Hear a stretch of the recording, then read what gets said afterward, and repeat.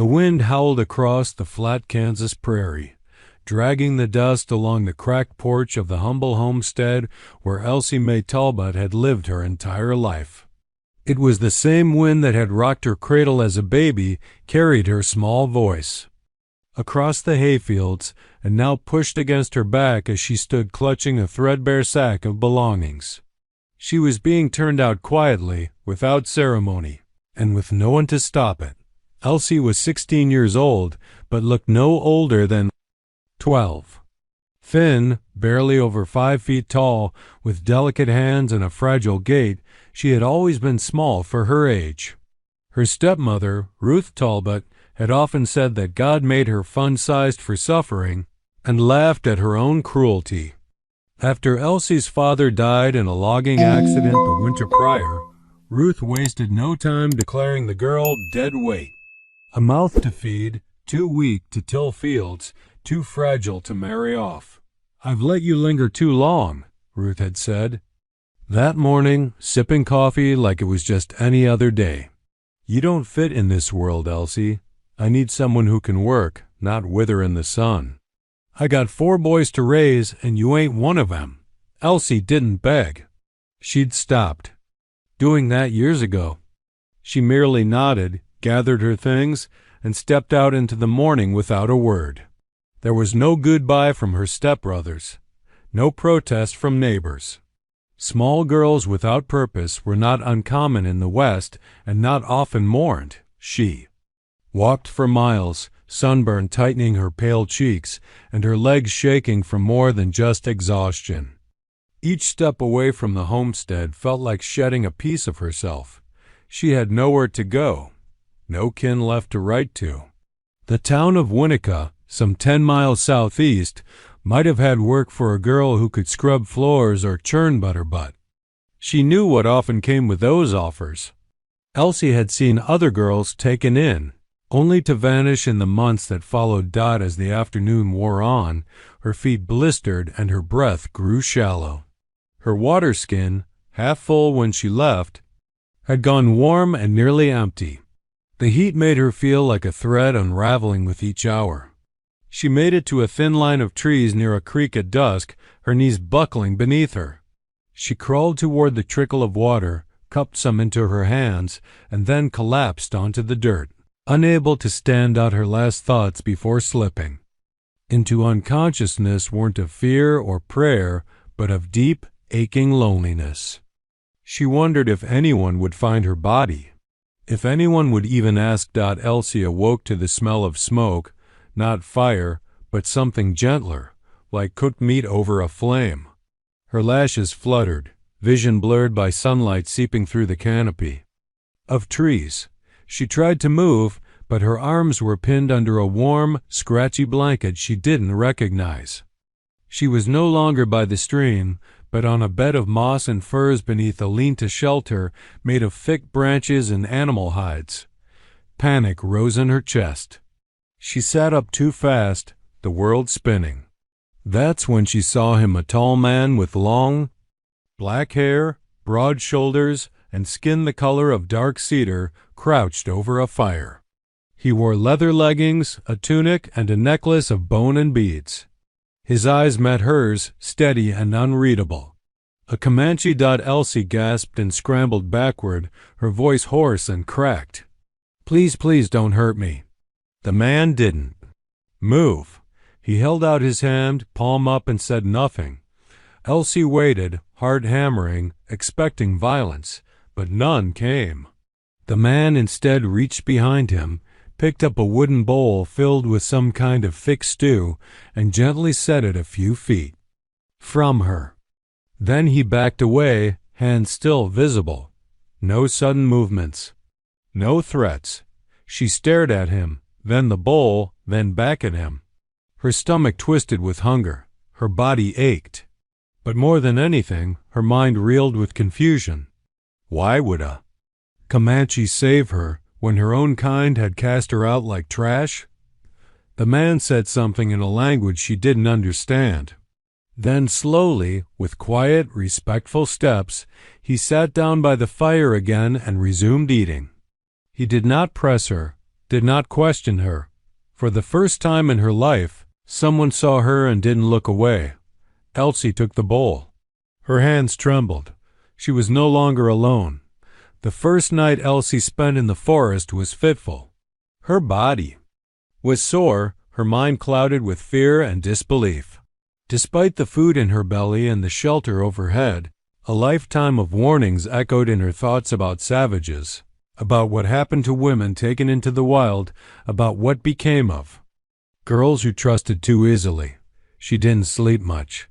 She watched him, this quiet, towering man, as he sat cross-legged by the fire, still and patient.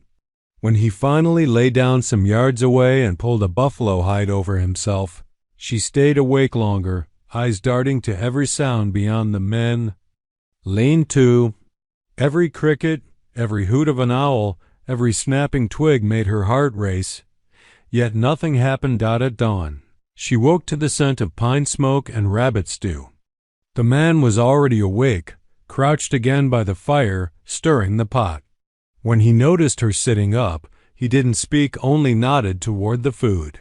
His face was unreadable, carved with lines of quiet strength, but there was no malice in it. Still wary, she sat up, pulling the blanket tight around her. Her mouth was dry. "You speak English?" she asked, her voice still raspy from dehydration. He tilted his head slightly, then pointed at his chest. "Tahano," he said simply. She blinked. "Tahano," she repeated quietly. He nodded. Then he pointed to her. "You?" "Elsie," she whispered. "Elsie May Talbot." His brow furrowed slightly at the long name, then he tried again, slowly. "Elsie." She gave a weak smile and nodded. "That's right, Elsie." Something flickered in his eyes, perhaps approval, or maybe simply understanding. He ladled out some stew into a wooden bowl and passed it toward her, keeping a respectful distance. She accepted it, her fingers brushing the wood, still surprised at the care behind the gesture. She was used to being forgotten at dinner tables, left with scraps, never served first. The rabbit stew was hot, gamey, but good. It filled her belly with warmth she hadn't known in weeks. After breakfast, Tahano rose and left the camp for a while. Elsie debated running, but where would she go? Back to the stepmother who threw her out? To the town that looked the other way? She was still weak, barely able to stand, and the forest was vast and full of dangers. Even if she wanted to run, her legs wouldn't carry her far. When Tahano returned, he had fresh berries in a pouch, a few wild herbs, and a wounded bird nestled in his arm. Elsie's brow knit as he gently set the bird down and began making a splint for its wing using reeds and strips of bark. She couldn't help but whisper, "You're helping it?" Tahano looked up, then nodded. "Small," he said, tapping the bird's side, "but strong." Elsie stared at him, her lips parting slightly. Was he speaking of the bird? Or her? That evening, he gestured for her to help with the firewood, miming the task with exaggerated movements. She rose carefully, still sore, and began gathering twigs and branches. Tahano never criticized, never rushed her. When she dropped a bundle or struggled to carry too much, he simply picked it up and nodded as if to say, "Try again." They worked side by side without words, a strange rhythm developing between them, an understanding built from gestures, glances, and mutual silence.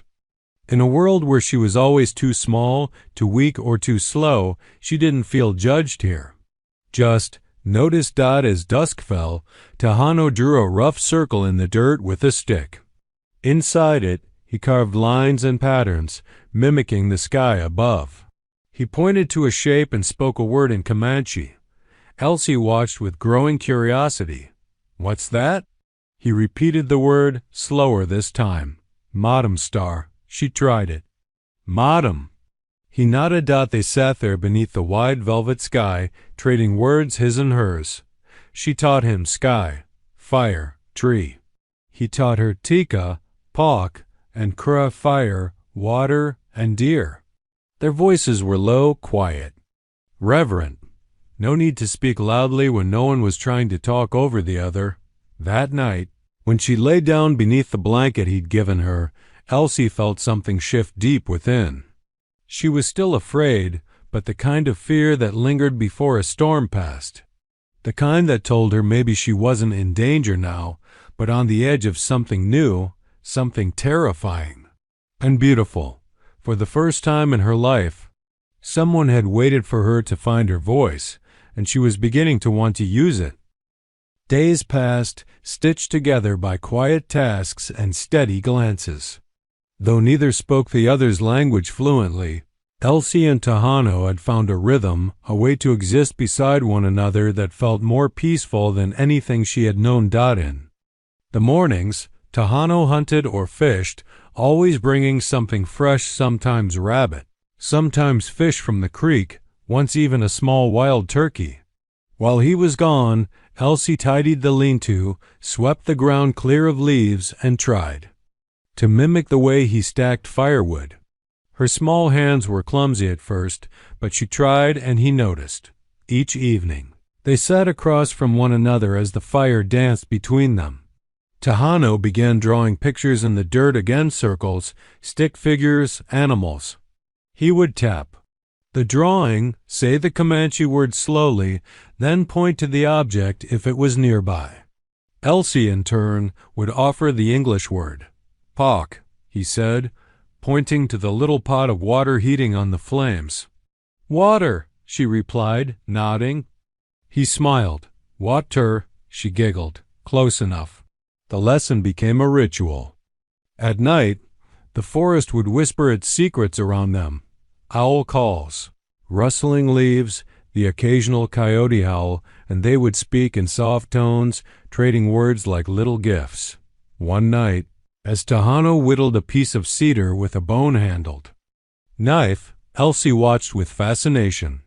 His fingers were large and calloused, but moved with an artistry she hadn't expected. Bit by bit, the wood took shape, a small, graceful deer. When he was done, he gently set it in her hand. "Yapeda," he said.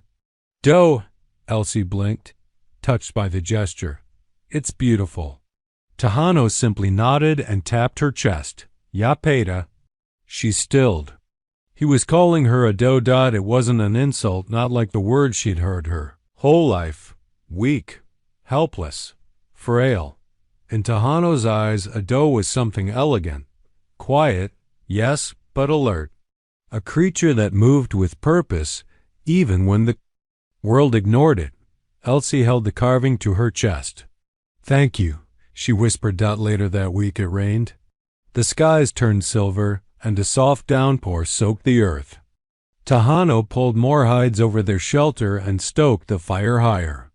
Elsie sat close to the flames, wrapped in a buffalo skin, her hair damp and clinging to her cheeks. Dot to pass the time. She began humming a tune, an old lullaby her mother used to sing when she was very small, before everything turned cruel. Tahano stopped sharpening his spear and listened, head tilted slightly. "You sing," he said softly. Elsie looked up, surprised. "You know that word?" He pointed to his ear. "Here. Before, white people, wagon songs." She smiled. "It's a lullaby for babies," he nodded slowly. "Sounds soft." After a moment of silence, he pointed to the carving she kept tucked near her blanket. "Yapeda sing." Elsie flushed. For the first time in her life, someone said her voice was soft, like it was a good thing, not a weakness. Not something to be spoken over. The rain turned to mist by morning. Everything smelled of wet leaves and clean earth. Tahano taught her how to clean fish, how to set snares for rabbits, and how to recognize edible roots. Elsie listened carefully. The tasks were new to her, but she loved how calm he was when he showed her. There was never any rush. He waited until she was ready. Always. That evening, she made a stew herself. It was watery, but Tahano ate every bite without complaint.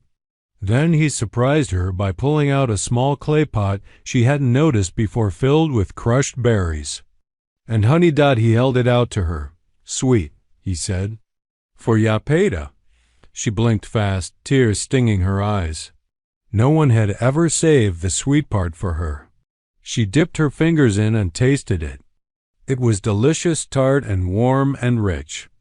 Thank you, Tahano, she whispered. He nodded again, then tapped her heart gently with one finger. Strong, he said. Not small, strong. She looked at him, really looked. Not just a man of few words. Not just a Comanche in the woods. He was the first person who saw what she could be if only someone gave her the space to grow. For the first time, she no longer felt like someone drifting toward nowhere. For the first time, she wanted to stay. The wind changed that morning. It blew colder, sharper, carrying with it not just the scent of pine and earth, but a feeling, heavy, watching. Tahano rose before sunrise as he always did. But this time he was quiet in a different way. His movements were slower, more deliberate. His eyes scanned the forest's edge with a kind of practiced caution Elsie hadn't seen before. She noticed it too. The birds had gone still, the usual hum of the forest seemed hushed, as if the land itself was holding its breath. Elsie sat on a log, wrapping a shawl around her shoulders. Something's wrong, she whispered. Tahano didn't answer at first. He crouched near the fire, turning a stick in the coals without looking up. Then, after a long pause, he said one word in Comanche, his voice low, almost reverent. Ghosts. She tilted her head. You mean spirits? He nodded slowly, then finally met her eyes. Not dead ones, walking ones. He tapped his chest. Mine. Elsie's throat tightened. She didn't press him, but she moved closer, sitting cross-legged across from him. He reached behind him and pulled out a small pouch made of deer hide. Carefully, he untied it and set the contents on the ground. 3 small objects. One was a worn arrowhead. Another, a carved bead shaped like a turtle. The last a strip of cloth with faint bloodstains. Tahano stared at them for a long time before he spoke. My wife's, he said quietly. Elsie blinked odd. He picked up the turtle bead and passed it gently into her hand. Her name was Tansy. She wore this when she danced. His voice cracked slightly, the name almost fragile as it left his mouth. She's gone? Elsie asked. He nodded. 3 winters ago. Soldiers, Fort Shallow Creek. He didn't say more. She looked down at the bead, tracing the tiny ridges of the turtle shell with her thumb. So small, but carefully made, just like the dough carving he'd given her. It hit her then. Tahano didn't just make things for the sake of art. He carved the world he couldn't speak. He shaped memory into wood. I'm sorry, she whispered. Tahano looked at the arrowhead, turning it slowly in his fingers. We ran, me, Tansy, her sister, small boy. They shot from the trees. He tapped his chest. I got away. They didn't. A deep silence settled between them, heavy as a thundercloud. Elsie's eyes stung. She wanted to say something, anything, but words felt pale in the face of such grief. Tahano reached for the cloth. I carry so I don't forget. But sometimes... His voice faltered. He clenched his jaw. Sometimes it hurts to remember. Elsie understood more than she wanted to. Her own mother had died giving birth to her. Her father, her only true protector, had been crushed beneath a tree while logging in a storm. All she had left were scraps of their stories, pieces of cloth, and the ache of being unwanted. But she'd never carried grief with such strength. She'd only hidden from it. Tahano suddenly stood. Come, he said. She followed him through the trees to a hidden grove she hadn't yet seen. In the center was a ring of stones, arranged carefully. At its heart stood a wooden totem, weathered and worn, carved in the shape of a hawk in flight. Tahano knelt before it. This is my heart, he said, voice soft. He lit a small fire at its base and whispered words she didn't understand. Then he placed the cloth and bead beside the flames, leaving the arrowhead behind. Elsie stood beside him, arms folded tightly. She didn't know the customs, didn't know the language, but she understood enough. She knelt beside him and after a moment reached out and gently rested her hand over his. Tahano didn't move, but he let her stay. After the fire burned down to coals, they walked back to camp in silence. That night, there were no lessons, no carved animals, just the stars and a shared sorrow between them. Before bed, Elsie whispered something into the night. You don't have to carry it alone anymore. Tahano didn't reply, but in the morning, she awoke to a new carving beside her blanket. It was not a deer. It was a turtle, small, steady, and still whole. Elsie wasn't sure when the feeling first crept in this sense that she belonged here. Maybe it was the way Tahano never once told her she was too small for anything. Or maybe it was the way he listened without interrupting, even when Amun. She rambled nervously in English he barely understood. Whatever it was, it settled into her chest like the fire they kept lit each night, quiet, steady, always warm. One morning, she woke up to find Tahano already gone. Not unusual. He often left early to hunt or scout, sometimes gone half the day. But this time felt different. His bow and satchel were still resting against the shelter's frame. He hadn't taken his water pouch either. Worried, Elsie stepped outside and scanned the forest clearing. Then she heard the soft chop-chop. Chop of an axe echoing through the trees. Following the sound, she found him in a narrow patch of woods not far from their lean-to. Sunlight spilled through the branches as Tahano stood shirtless, muscles working beneath bronzed skin as he brought an axe down into a thick pine trunk. Sweat clung to his brow and sawdust floated around him like golden dust. "Are you clearing land?" Elsie asked softly. He looked up and smiled faintly. Then he pointed to the ground behind him, where a rectangle had been marked out in the dirt using stones and stringy bark. "Cabin," he said simply. She blinked. "Cabin? For you?" Tahano shook his head. He stepped forward, crouched slightly, to meet her eyes and touched her shoulder with his calloused hand. "For you, Yapeda?"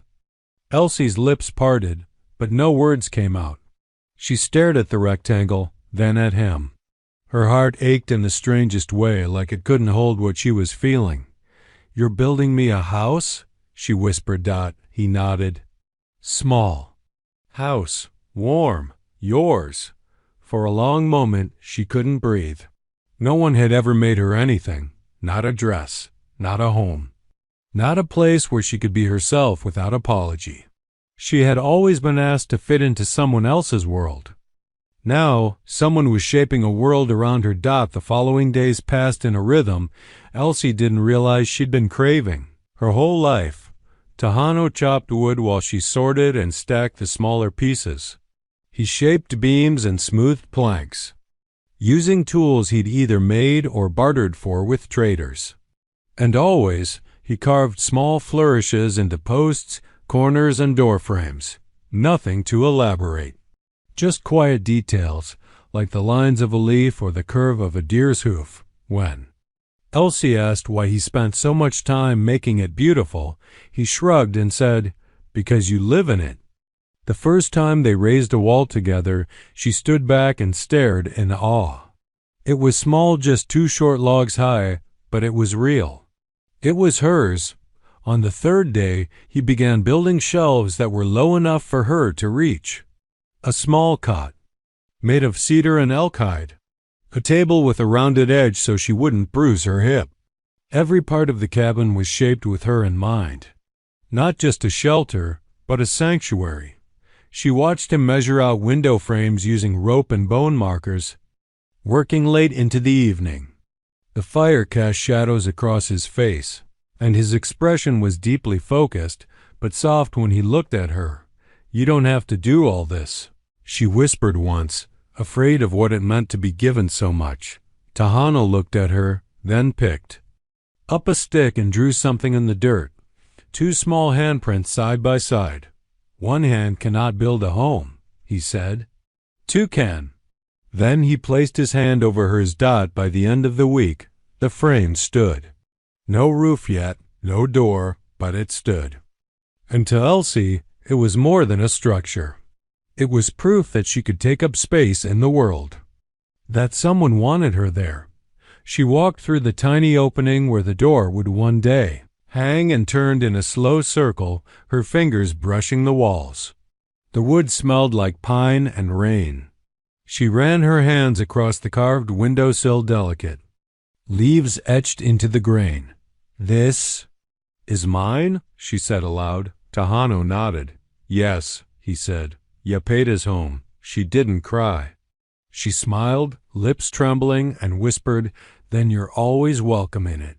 He gave no reply. Just one slow, sure nod. And for the first time in her life, she wasn't just surviving, she was beginning. The sound of hammering had become music to Elsie. Every strike of Tahano's wooden mallet against a beam, every creak of the growing cabin felt like proof that she existed, really existed. She hadn't just been cast out. She hadn't disappeared. She was here, on her own square of earth, building something worth staying for. But peace in the wild doesn't go unnoticed forever. It started with tracks. Tahano found them. First deep boot prints near the edge of their clearing. They didn't belong to him or to Elsie. These were sharp-toed, wide-stepped, and fresh. Tahano's face darkened as he crouched beside them, his fingers brushing the dirt. "White man," he muttered. Elsie's stomach knotted. "From Winnica?" He didn't answer. He just scanned the trees, alert and still as a deer sensing a predator. That night, they didn't light a fire. Tahano kept his bow nearby and checked the perimeter twice. Elsie slept with her boots on for the first time since arriving, fear curling under her ribs. 2 days later, they came. 3 men on horseback. One wore a deputy star on his chest. Another had the sour face of Jack Rourke, the town's blacksmith. And the third, a wiry man with sunburned skin, carried a shotgun across his lap. Elsie saw them from the edge of the cabin, where she was sorting bark for the roofline. Tahano stepped in front of her before they were fully in sight. The deputy raised a hand, but his other hovered near his revolver. "Evenin'. We got a report a white girl's been taken by a Comanche." His gaze flicked to Elsie.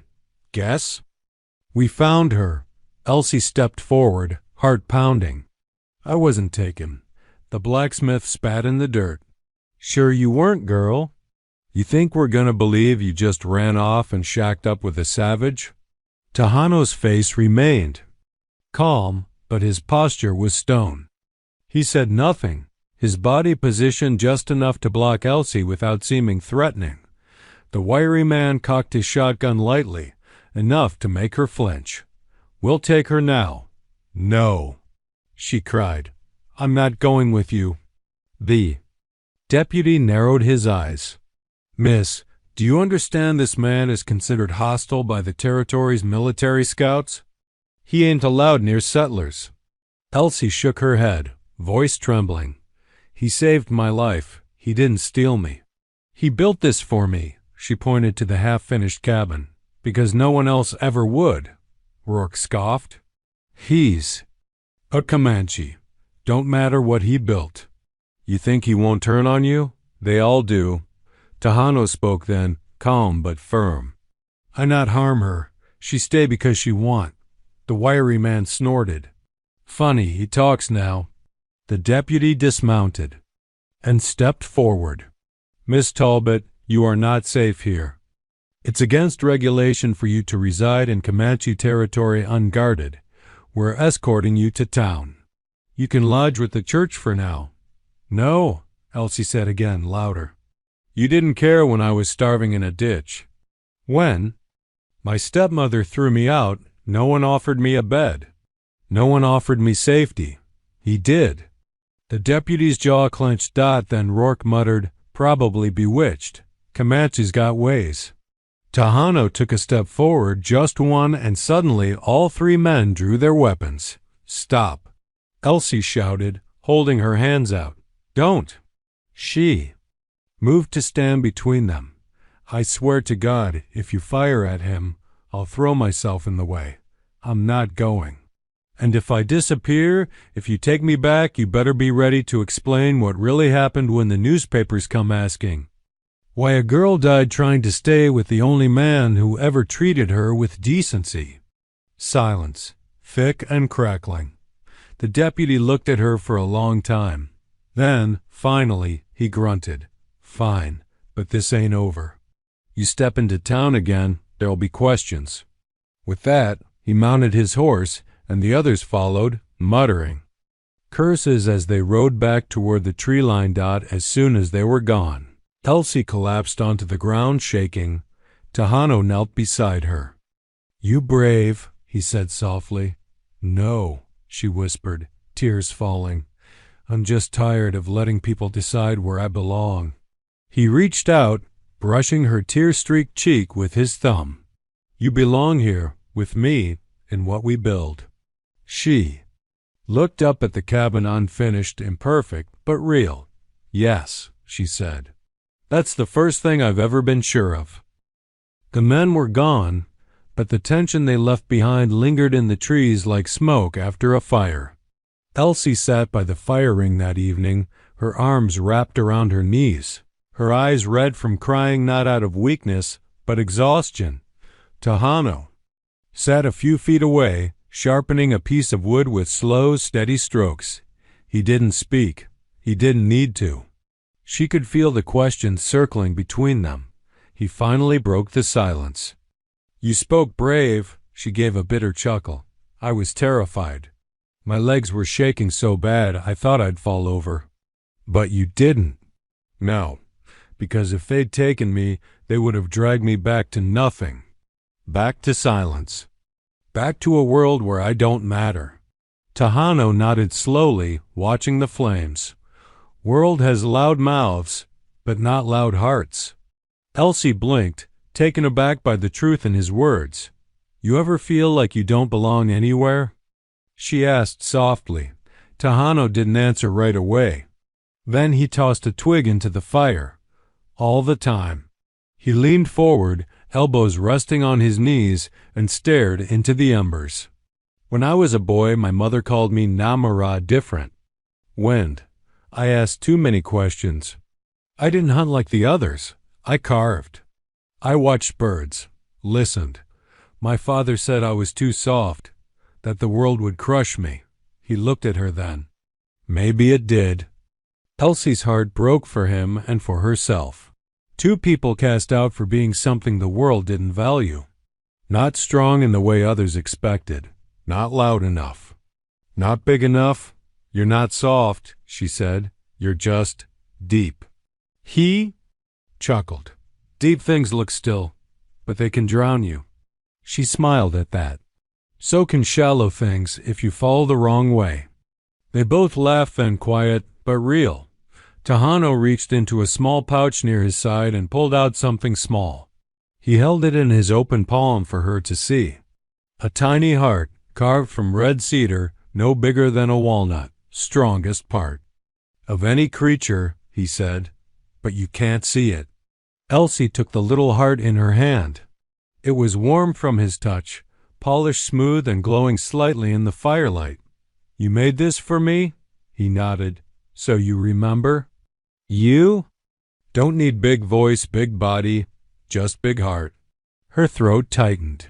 She turned the carving over in her palm. She had spent her life trying to be seen, trying to be useful, trying to be more.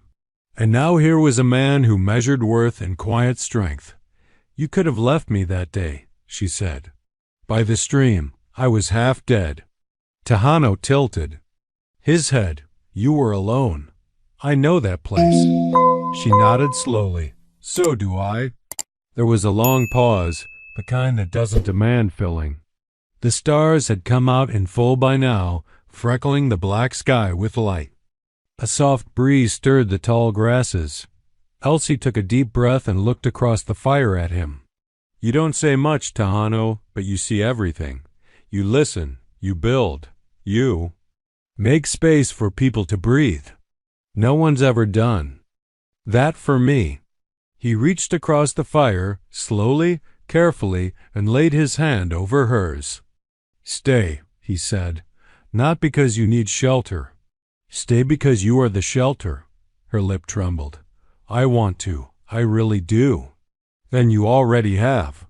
They sat like that, hand in hand, two people who had never truly been chosen before, not for usefulness, not for appearances, but for hard doubt, the kind of love that doesn't roar but roots.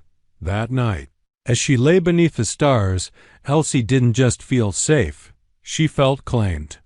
Not in a way that caged her, but in a way that said, "You matter. You are enough. You belong." And as she drifted to sleep, the little cedar heart tucked under her blanket, she whispered one thing to the night: "I'm not too small. I was just waiting for a place the right size to hold me." Summer pressed hard on the land. The air was dry, brittle like parchment. Even the leaves whispered differently in the heat, more urgent, more fragile. Elsie felt it in her bones. Something was coming. The cabin was nearly finished. Only the roof remained. Tahano had spent the week laying cedar shingles he'd traded for, climbing nimbly along the beams while Elsie passed up buckets of nails and small tools. Together, they worked in rhythm, every swing of the hammer a heartbeat of their new life. But one evening, as they sat by the creek washing their hands, the wind shifted suddenly hot and wild. Birds shot from the trees, wings frantic. The scent hit them both at once. Smoke. Tahano rose immediately, eyes scanning the horizon. "Fire," he said grimly. Elsie turned, heart pounding, and saw it. A faint haze of orange flickering just above the tree line, low and fast moving. Which way? To us. They didn't waste time. Tahano grabbed his satchel, quickly stuffed it with flint, tools, food scraps, and the cedar heart he'd carved for her. Elsie raced to the shelter, snatching the turtle bead and the carved dough. She hesitated only a second before tossing in the small piece of honeycomb he'd once saved for her. The first sweet thing she'd ever been given. They ran, but it wasn't long before the wind shifted again, faster, angrier. A fiery wall tore through the forest behind them, racing like a beast uncaged. Trees crackled and split with loud, terrifying snaps. The sky filled with embers. "Tahano," she screamed. "The town." He paused at the edge of the clearing, eyes fixed toward the low valley where Winnetka lay. "Too close," he said. "It'll reach them, but they'll never see it coming from this side." Tahano looked torn. Every instinct in his body told him to stay with her, to get them both to the canyon caves to survive. But his jaw clenched. "I go. They need warning." He turned to her, eyes fierce and unwavering. "You go east. Canyon safe. Follow creek. Wait for me." "No," she cried.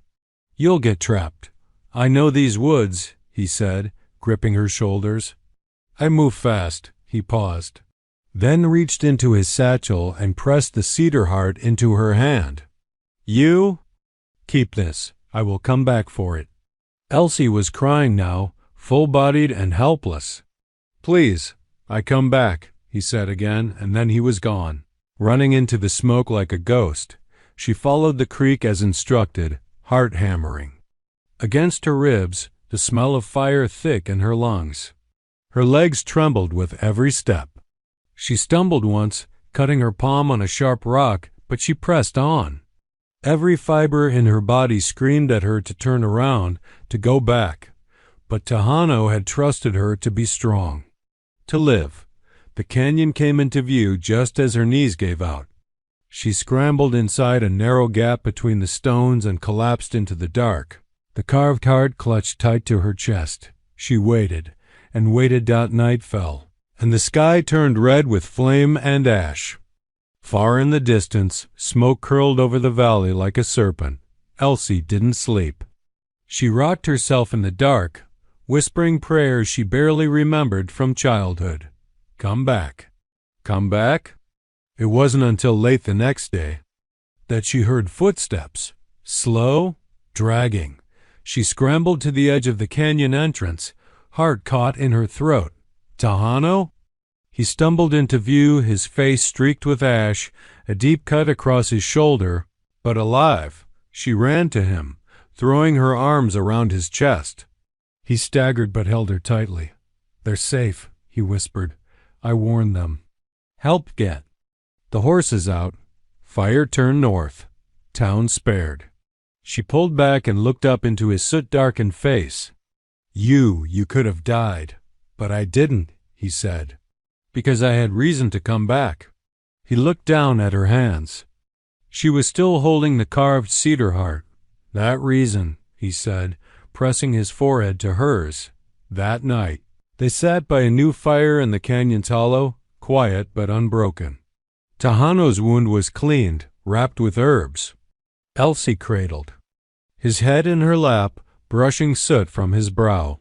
And in that stillness, as the stars blinked back into the sky above them, she finally understood something deeper than words. Love doesn't shout. It doesn't need declarations. Sometimes it just shows up bruised, burned, bleeding, and stays. When the fire had passed and the air no longer choked with smoke, Elsie and Tahano returned to the place that had nearly become their grave and their beginning. The forest was changed. Blackened trees stood like charred bones against the sky. Ash covered the ground in places, soft and gray like winter dust. Animals had vanished. Birds were silent. The wild had burned, but not everything was gone. Tahano led her carefully through the damage, hand always near hers, eyes scanning for danger. He carried his bow again, not because he feared enemies, but because the land was wounded. And in a wounded land, anything could happen. When they reached their clearing, Elsie froze. The cabin still stood. The fire had licked the edges of the clearing but hadn't crossed into it. The trees around it were singed, blackened in places, but the home itself was untouched. The roof was intact. The walls still carried the delicate carvings he had made for her. It stood there like a promise kept. Elsie dropped to her knees, overcome. Her chest rose and fell in shallow, gasping sobs. Tahano knelt beside her, arms gently gathering her in. I thought it would be gone, she whispered. He nodded. So did I. She stood and walked to the doorway, brushing her hand over the smooth wood. It smelled of smoke and cedar, and the air inside was warm, but not ruined. She stepped inside and turned slowly, taking it in. It waited, she said. Aloud, Tahano leaned in the doorway, his shoulder bandaged with herbs and hide strips. It knew you'd come back. They set to work that evening not rebuilding, but restoring, cleaning ash from the windowsills, laying fresh pine across the threshold, rechecking the supports. Tahano showed her how to smoke dry fish again, and Elsie sorted herbs she had collected during the hike back. And then, one morning, something new happened. Elsie woke early, the cabin quiet around her, the air heavy with mist. She stepped outside barefoot, toes curling in the dew. In the clearing she saw movement, a deer, a real one. A young doe, small and alert, grazing at the edge of the woods. Elsie didn't move. She just watched. Tahano came to stand beside her silently. He didn't reach for his bow. He simply watched too. It's like she knew it was safe, Elsie said. He nodded. Some creatures feel it. Peace. They come when the world stops shouting. She turned to him. That's what you gave me. He looked surprised. What? You gave me silence that didn't hurt. You gave me stillness that didn't mean being forgotten. You gave me peace. Tahano was quiet a long moment. Then you gave me something too, a reason to make again, to build. I stopped carving when Tansy died. I only carried tools, not purpose. She reached out and placed her hand over his heart. Then let's never stop building. That night, they placed the final touch on the cabin, a small hand-carved sign above the door made from a flat piece of cedar. On it, Tahano had etched 2 words, one in each of their languages. Yapeda. Hard Elsie traced her finger over the smooth letters. It means dough, she said. He smiled. And you call it hard. We meet in the middle. It wasn't just a cabin now. It was their place in the world. The space where the lost girl and the quiet warrior made something no one else believed possible. Not a marriage of papers. Not a treaty of nations, but a partnership of understanding. She no longer dreamed of running. She dreamed of tending a garden behind the cabin, of raising chickens maybe, of singing lullabies to children who wouldn't be cast aside for being small or slow or gentle. Children who would know that the strength of a heart was measured not in noise or size, but in how fiercely it loved. And for the first time in her life, Elsie didn't just hope for a future. She believed in it. A full season passed, and the land began to heal. The trees near the clearing sprouted pale green shoots from their blackened limbs. Wildflowers peeked through the ash as if daring the earth to hope again. Birds returned, first sparrows, then doves. Even the creek, once choked with smoke and debris, ran clear again, and Elsie, once discarded like something small and unneeded, grew. She woke before dawn each morning now, not because she feared being forgotten, but because there was so much to do, so much worth doing. She milked the goat they'd bartered for. She tended to the herb beds growing wild in the warm soil behind the cabin. And she sang while she worked, not to fill the silence, but to celebrate it. Tahano had cleared a second plot of land nearby, not for crops, but for carving. Every evening he sat under the tall pine, shaping new pieces, spoons, tiny animals, and occasionally delicate little hearts. One night he carved a small figure of a woman with a braid down her back and a basket in her hands. He gave it to Elsie without a word. She kept it by her bedside. Sometimes the townspeople came. Not in anger, not anymore. Word had spread about the fire and how it had been Tahano who rode through the smoke to warn Winnica, risking his life for people who once called him Savage. It didn't erase the hatred entirely, but it cracked the wall. The deputy brought supplies once. A girl from the mission offered seed packets. And once, to everyone's surprise, the blacksmith's son delivered a bundle of nails and said quietly, "Pa said it was wrong." What we did, he just never knew how to say it. Elsie and Tahano never asked for praise. They didn't want admiration. They just wanted to be left in peace. And finally, they were. One warm evening, as the moon rose full and round over the treetops, Tahano brought Elsie to a hill overlooking their land. The cabin lights glowed like a lantern below, soft and steady. He took her hand and placed something small in her palm. A ring, not gold or silver, but carved from bone and polished until it gleamed like ivory. Around its edge he'd etched 2 animals, a doe and a turtle. "You're asking me?" She whispered. He nodded. "Not to own you. Not to change you. Just to walk beside you. Always." Tears slipped down her cheeks, quiet and happy. "Yes," she whispered. "Yes, Tahano." They were married in the clearing 2 days later, beneath the same pine tree where she had first seen him carve. There was no preacher, no paper. Just the sky, the earth, and the sacred exchange of vows whispered in English and Comanche. "Tahano," she said, her voice trembling but steady, "you didn't save me. You saw me. And you loved what you saw, even before I did. I will never forget that." He smiled and spoke in his soft, careful way. "Elsie, I was walking alone in my own shadow. But you were like the first sun after winter. I will carry your name in my breath and your heart in my hands." They sealed it with a kiss gentle, reverent, as if everything they had ever lost led them to that single quiet moment. Years later, when travelers passed through the edge of the woods and asked about the little cedar cabin with the carved sign above the door, some townsfolk would smile and say, "That's Yepeda's place, the woman who stayed when the world wanted her gone, the one the Comanche warrior built for. They made something there, something the fire couldn't take." And children would whisper tales of the small, kind woman with the braid and the man who carved stories into wood. They would never know the whole truth. That once, a girl no one wanted was given not just a home but a heart, and in the wild, scarred place the world had forgotten, she became unforgettable.